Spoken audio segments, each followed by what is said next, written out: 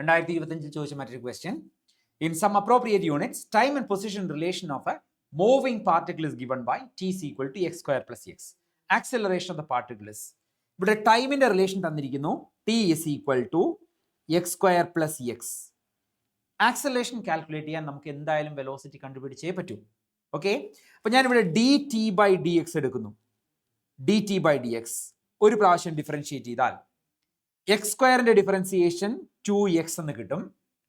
Power into x raise to power -1 plus എക്സിന്റെ differentiation x raise to 1 ആണ്, അതിന്റെ differentiation 1 എന്ന് കിട്ടും. ഇത് d t by d x ആണ്. നമുക്കിതിന്റെ റെസിപ്രോക്കൽ എടുക്കാം. D x by d t എന്ന് പറയുന്നത് 1/2x + 1 ആണ്. എന്തിനാണ് ഞാൻ റെസിപ്രോക്കൽ എടുത്തത്? ഡി എക്സ് ബൈ ഡി ടിനെ നമ്മൾ വിളിക്കുന്ന പേരാണ് വെലോസിറ്റി. ഓക്കെ, കാരണം നമുക്ക് ഇവിടെ ഇതിൽ പ്രൊസീഡിങ് മുന്നോട്ട് പോകണമെങ്കിൽ നമുക്ക് വെലോസിറ്റി കിട്ടിയേ പറ്റൂ. ഓക്കെ, എൻ്റെ കയ്യിൽ വെലോസിറ്റി ഉണ്ട്. ഇനി എനിക്ക് വേണ്ടത് ആക്സിലറേഷൻ കാൽക്കുലേറ്റ് ചെയ്യണം. ആക്സിലറേഷൻ്റെ equation d v by d t എന്നാണ് എഴുതുക. പക്ഷെ എനിക്കൊരു റീ അറേഞ്ച്മെന്റ് ഇവിടെ ചെയ്തേ പറ്റൂ. കാരണം ഈ വിയെ നമുക്ക് ടി വെച്ച് ഡിഫറൻഷിയേറ്റ് ചെയ്യാൻ ഒരു അല്പം ഡിഫിക്കൽട്ടിയാണ്. ഓക്കെ, ഡിഫിക്കൽട്ടാണ്. അതുകൊണ്ട് നമ്മൾ എന്താ ചെയ്യാന്നറിയോ? ആദ്യം തന്നെ ഞാൻ ഇതിനൊന്ന് മാറ്റി എഴുതും. D v by d x into d x by d t എന്ന് എഴുതും. അതിൽ യാതൊരു കുഴപ്പമില്ല. കാരണം ഈ ഡി എക്സും ഡി എക്സും കട്ടായാൽ അത് d v by d t തന്നെയായിട്ട് മാറും. Okay, so d v by d ടിയെ ഞാൻ d v by d x into d x by d t എന്ന് എഴുതി. അല്ലെങ്കിൽ ആക്സിലറേഷനെ നമുക്ക് പുതിയൊരു ഇക്വേഷൻ എഴുതാം.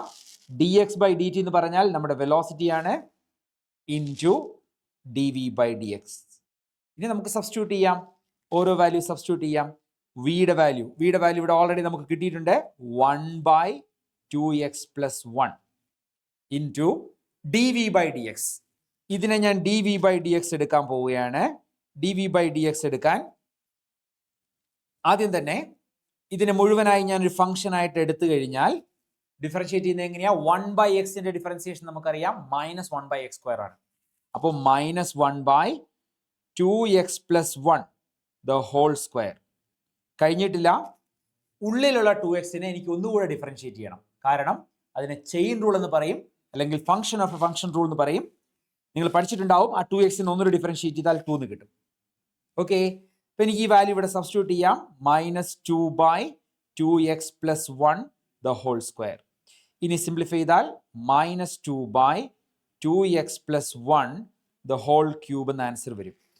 ഇവിടെ ഇങ്ങനെ വരുന്ന ഓപ്ഷൻ 3 ആണ്. ഓപ്ഷൻ 3 ആണ് കറക്റ്റ് ആൻസർ.